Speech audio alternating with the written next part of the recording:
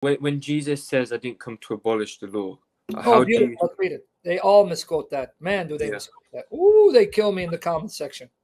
And I've done millions of sessions on it. Let's see what he meant in context, shall we? Okay. Okay, watch here. Matthew 5. You know how many times, and I've addressed this billions of times. Do not think that I came to abolish the law or the prophets. I did not come to abolish, but to fulfill. Now, this word fulfill, you're going to see what it means. Okay?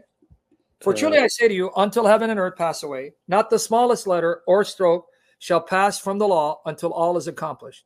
Whoever then annuls one of the least of these commandments, we're going to see which commandments, and teaches others to do the same, shall be called the least in the kingdom of heaven. Whatever does and teaches them, he shall be called great in the kingdom of heaven. Now, they stop here. No, stop. Because Jesus tells you how he fulfills the law and the prophets. Yeah. What? Sorry, I'm remembering the point you made on this before now. Yeah. Okay. For I say to you unless your righteousness surpasses that of the scribes and Pharisees, you will not enter the kingdom of heaven. But then let's keep reading. You have heard that the ancients were told, you shall not murder, but I say to you. So what is he talking about? I have come to fulfill the law and the prophets. How? By doing all they said I would do, and by telling you the correct application and interpretation. So it's not what you follow in the law, you follow my application, explication of it. You have heard that it was said, you shall not commit adultery, but I say to you. Now it was said, whoever sends his wife away, let him give her a certificate of divorce. But I say to you. Why do they stop there and not read what he means?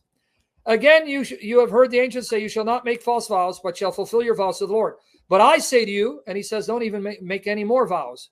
How's that keeping the law when he's telling you don't make any more vows? Mm-hmm. Right?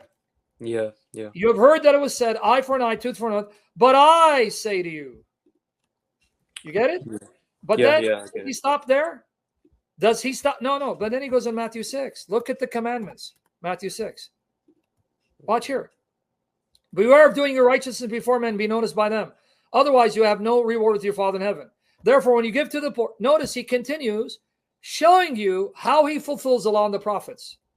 He continues all the way to 7. And then 7 tells you what commandments. Watch here. I'm not making it up.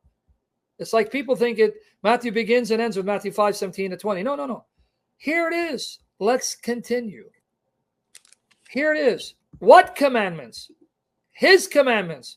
His explication, interpretation, application of the law and the prophets. Because they're all pointing to him and that he is the one who gives the law and prophets its true meaning. So we follow him, his fulfillment, his explanation. Because here, Matthew 7:21 to 29. Not everyone who says to me, Lord, Lord, will enter the kingdom of heaven, but he who does the will of my Father who is in heaven will enter. Many will say to me on that day, Lord, Lord, in your name do we not prophesy? In your name cast out demons, and in your name do many miracles? And then I will declare to them, I never knew you. Depart from me, you who practice lawlessness. Here it is again, not keeping the law. What law? Therefore, everyone who hears these words of mine and does them. What law?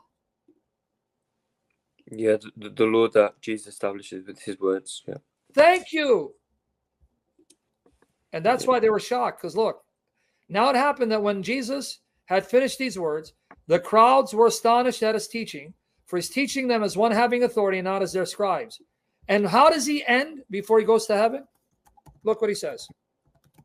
Matthew 28, 18-20.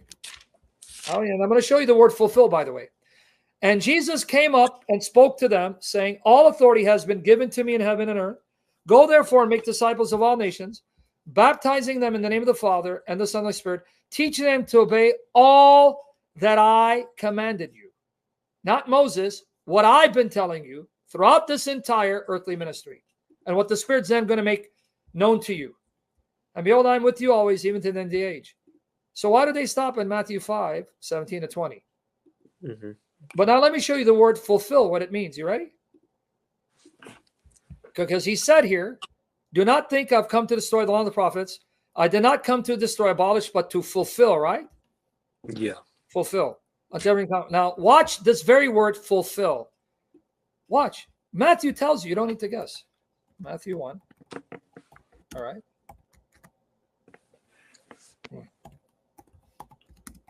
Watch here. Matthew 1, 22 to 23. Now all this took place in order that what was spoken by the Lord through the prophet would be fulfilled, saying, behold, the virgin shall be with child, and shall bear a son, and they shall call his name Emmanuel, which translated means God with us.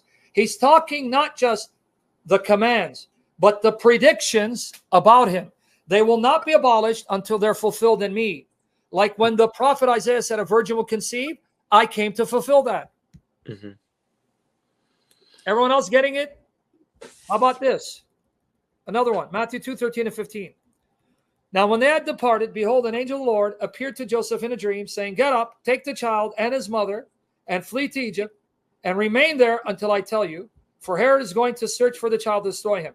So Joseph got up and took the child and his mother while it was still night, and departed for Egypt, and he remained there until the death of Herod, in order that what had been spoken by the Lord through the prophet would be fulfilled, saying, out of Egypt I called my son. So going to Egypt, coming out of Egypt, fulfilled the prophet Hosea. So what do you mean by fulfill? Everything said about me that I would do will be fulfilled in me, and none of the law and the prophets will be abolished until they're fulfilled in me. Here's another one. Matthew 2:23. And came and lived in a city called Nazareth, so that what was spoken through the prophets would be fulfilled. He shall be called a Nazarene. Well, yeah. So where do we get fulfill means I came to obey every jot and tittle and do everything it says the way it says it. That's not the meaning.